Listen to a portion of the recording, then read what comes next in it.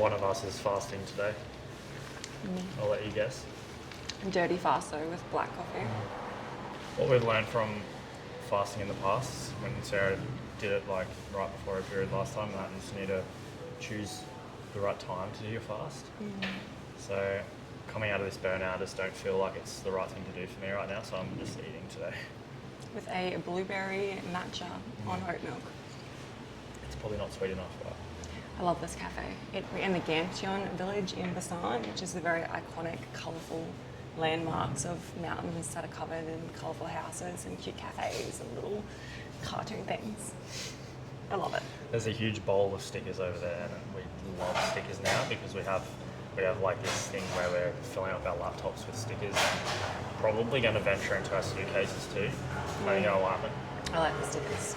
Yeah, so I love Korea, honestly. I feel like we've turned into Korea. Like we have now matching hats, EMIS hats. EMIS means every moment is special. We just yesterday we got matching bum bags. Lululemon, but not Korean, but I want the quality. we I only have one. yeah, and want to get like a little squishy toy to like hang off it because everyone does that in Korea. Everyone's got little toy keychains and they're the best. Gibbets on their Crocs are just like this big sometimes. Which we also have matching Crocs, or white matching Crocs. I have a Korean nose now, so I got a nose job in Korea. Yeah, we love all things life. Yeah. I think Korea is like really showing me that you can just do what you want to do and it's fine and it's fun. Yeah, it's a really cute and accepting culture. I think the people here just seem so happy and like they're always just having fun. Even like the little kids are so open to like, I was playing peekaboo with like a little girl on the train last night and you just wouldn't see that in Australia. Yeah, no, love it. You don't see kids glued to the iPads and Not as much. stuff like that. Still sometimes you see the iPad kid in Korea. Yeah, but It's universal, the iPad kid. I knew coming to Korea that we'd see a lot of the K-pop culture and that's amazing. I love that. yeah, we haven't seen like heaps, but it's kind of in everything. You know, like when we went to the baseball game, it wasn't K-pop, but I felt like I was at K-pop. Like there was a girl sitting next to me and she was on her own and she was just pulsating, like screaming the whole time, and I just thought it's just this enthusiasm for like the culture, but to just be involved, dressing up in costumes and the music and That's stuff. fun. That's fun. Which I think is what we're here to do as humans, is to have fun. Yeah. As we were talking about the other day, it's like if you knew that this was only one tiny little speck of your entire lifetime because you have so many lives and you would just have fun.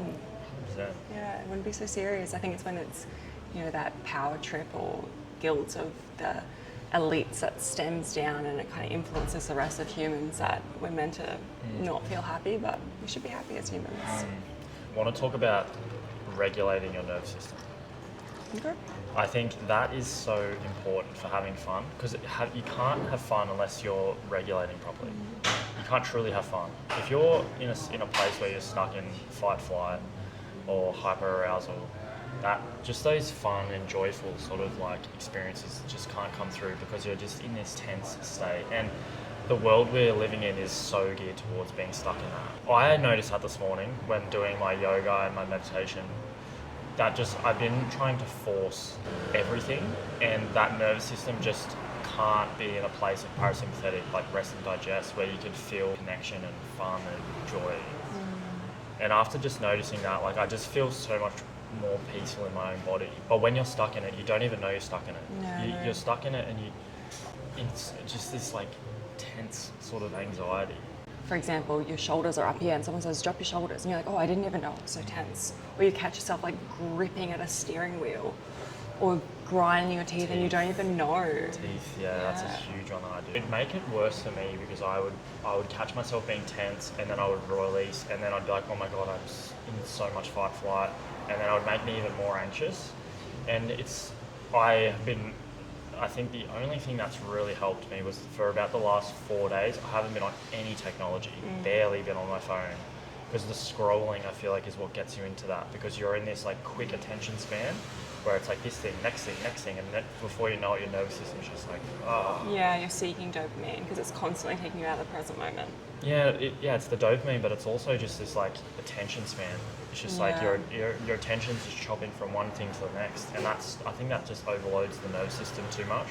So the last few days I've just been off it. I've been reading, I've been doing things slowly, like I've been thinking slowly, I've been meditating, I've been breathing, like everything's just slow, and it's just been like sizzling down. And like yesterday I said to Ssarah, I was like, I'm so tired. We went out for lunch and I was so tired.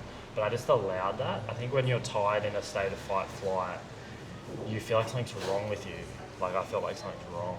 Yeah. And now I'm just like, oh, I'm tired, I've been yawning, and it feels good. And I'm just honouring that, I'm just unraveling my nervous system. And now my goal and focus is to just heal my nervous system, because I know it's like, I'm not trying to have fun, because fun will come when you're in a regulated nervous system. Yeah, we didn't think it was going to go here, but I kind of knew. I was like, I really want to talk about this regulation of the nervous system, because we've been talking so much about like having the vision and taking action and all these sort of things. Before any of that can happen, you have to be healed, and the nervous system is the pinnacle. You're an energy medicine kinesiologist. That is like the crux of that, is like you are working with the nervous system. A lot of energy as well in the subconscious mind, but you're working with the body, and that's the nervous system. Yeah, so kinesiologist really showed me that everything stems from the nervous system. Think of if you had a cramp or something, or a bone out of place. The bone and the muscle has been contorted from the nervous system. So the nervous system's been altered to move the bone or move the muscle out of place. So if you are working, say, with a muscle that's sore and you're getting massages, it's putting it back into place, but really you should be addressing the nervous system, because the nervous system is the root cause of why that body part moved out of place. The nervous system is linked of everything from like your attitudes, behaviors, everything in your past life, everything that in your future you are anxious about potentially. It's also your heritage, it's your ancestors, everything is within your nervous system. Yeah.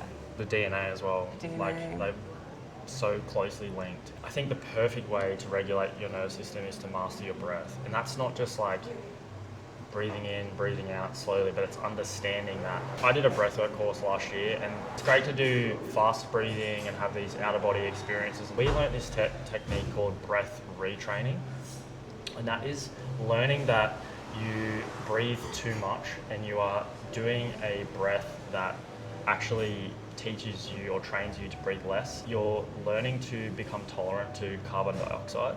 So you're basically just trying to do extremely long out breaths. So that feeling, that uncomfortable feeling of CO2 in the body, where you just want to breathe it out so you can breathe in oxygen again.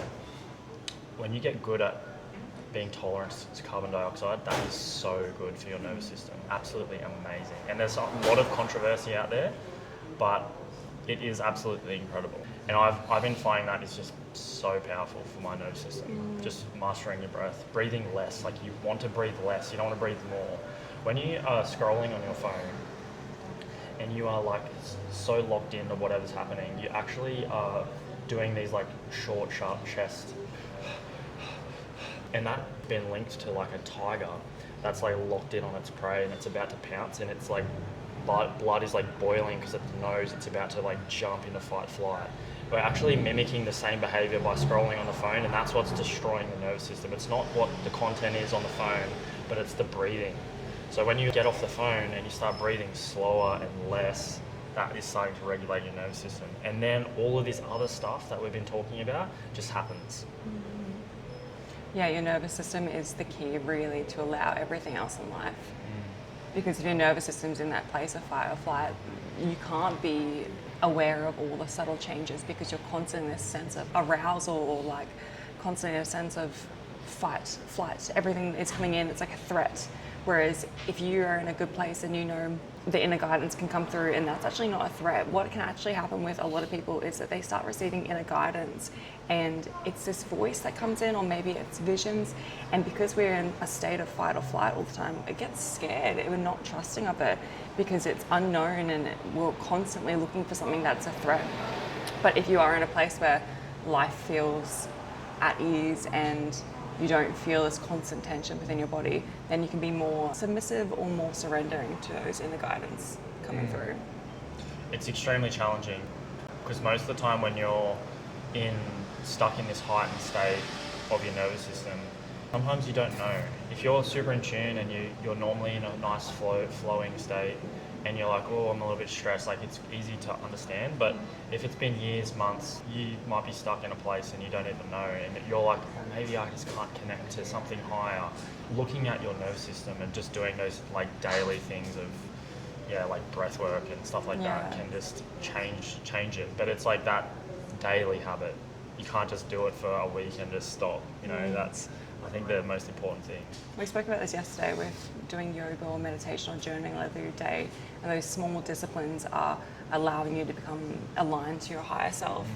And really that's just unraveling the nervous system. It's not specifically do yoga or do meditation or do journaling. It's anything that you can feel at ease within your own body and your own mind. That's a huge point. Yeah, sure. It's not specifically those things, because someone might find that same creative and ease state in doing art or writing or even reading. Anything that can really just calm down the body, but eventually getting to a place that there's less physical input, as in terms of sight, hearing, touch, smell, taste. So if you are beginning with reading and that's quieting down the mind, then potentially going to a place where you can meditate or you can breathe, so you can have less of those inputs. Exactly right. And that's why we say like do breathwork, because breathwork is for everyone. Everyone's like, the breath is how we, like, it's the only thing that is permanent throughout your whole life. Like the first thing you do when you are born is breathe, and that's the last thing you do when you die. And that is a gift, and it's like the gift of life when you breathe. And just by getting connected to that, or even just observing it, is so important. And same with like being in nature. But like if you sit with a tree and breathe, you can feel the tree breathing too, and that is just, the nervous system will just calm down so fast. Yeah. Thinking back to just the beginning of this conversation with the saying Korea has a lot of fun things going on, I feel like even that is super external. It is. It's a lot of colours, toys, games, arcades, a lot of stimulus to make things fun, which is really cute, and I do love it. However, when you start realising that the nervous system is then seeking these things and it needs these external highs, when you go into that parasympathetic state and you are more relaxed, then the simplest things become so joyful. It's having a sip of coffee, it's looking into the sun, it's sitting and just speaking to someone becomes fun and enjoyable, because you're in this sense of more calm presentness. You don't need this extreme highs of, say, social media or anything that really is this external world that we've created. If your nervous system can't auto-regulate on its own, and a lot of people can't. When you're a baby and you start to cry, that is your cue to learn auto-regulation. Like the baby cries, and the mum will pick it up and nurture it, and it knows, oh, when I cry, my mum picks me up, and the nervous system starts to auto-regulate. But for a lot of us, that doesn't even happen. We don't know how to auto-regulate our nervous system, and when we become adults, we run into these issues because we get stuck in these patterns where we can't auto-regulate, and you have to find the discipline or a practice to help you auto-regulate yourself. And it's really important to find practices that are actually healthy. Like, for example, for me, I used to eat a lot to self-regulate. I ran into like the gut issues that I'm experiencing now. I think a lot of people turn to substance and alcohol and partying or sex or like this. It's all like, oh, I have an addiction. But what is the addiction? It's your nervous system is trying to auto-regulate so you can feel like a normal, like you're normal in your body. So that's really important. That's like a huge thing with addiction. And that's why finding just something simple, like just getting off your phone. Everyone says it, but when you actually do it for an extended period of time, not an hour, like a day, like a whole day, even 2 days, you'll see, like it helps so much. And the feeling of not being able to do it or not wanting to do it is the addiction itself. People are like, oh, I'm not addicted, but then they don't try it. So it's like this cycle of, oh, actually you are addicted to your phone, 100%. which I definitely am at the moment. Yeah, that's right. Another thing is like the fasting, right? So one day a week, like I'm not doing it this week, but every week we do a 36-hour fast. And in that one day, you're like, wow, I'm so addicted to food. And that one day is enough to just know, like, oh yeah, I can make some changes here. Yeah. And like the last 2 days of being off my phone, I've realised, wow, the last few weeks I've been glued to my bloody phone. And they're great tools, but you just get so sucked in because the brain doesn't know what's good and what's bad. It just knows what it wants. It just wants the dopamine hit, and that's the addiction. And then that mind compulsion wants to just pick up the phone, and before you know it, you're in your Instagram looking at something, and you don't even know how you got there, and you're like, oh my god, I have a problem. And that's why it's hard to just start the thing. But if you're listening to this and you made it to this part of the video, just do it. Just do it. Shia LaBeouf, just do it. Okay, so if someone wants to do the retraining breath, what can they do right now? If you want to do the retraining breath, just set a timer for 10 minutes. And you could count it on a clock if you want. If you're inhaling for 10 seconds, slow inhale, 10, and then try and exhale for 20 seconds. Or do 5 seconds inhale, 10 seconds exhale. So you're getting about 6 breaths per minute, as opposed to like 30 breaths per minute, where your anxiety is going to be up. If you can do 10, maybe 15 minutes of those slow breaths, 10 seconds in, 20 seconds out, or a combination that feels right for you with your like breathing capacity, doing that for an extended period of time, you could do it 3 times a day for a few days and just see. I guarantee you your nervous system will help like be regulated from that. It definitely helps. Yeah. A little bit of time with the phone, a little bit of time in nature, you know, go bloody play tennis or kick a footy or just be in the sun. We just live in this crazy technology world now, and I feel like it needs people like us and people watching and people around the world to just take a stand against, you know, let's just go back to the 2000s or the 90s when social media didn't exist and live like that again. I don't think we'll ever be there, but we've got to try. On the same note though, thank you so much for watching our video through social media. And when you try the breathing technique, let us know how you go in the comments. Love to hear from you. I really struggle with it, so if you are being challenged by it, to breathe in and out for that slow amount of time, just know that that's pretty normal and it takes a while to adjust to it. So thank you so much for watching our video, and like and subscribe. We do this every single day where we have a coffee chat in a different place of the world, chat about our feelings, chat about spirituality, and you'll grow as we grow, as we keep sharing all these things out of our brain. I think you summed it up really well. All right. Bye. See you tomorrow. Bye.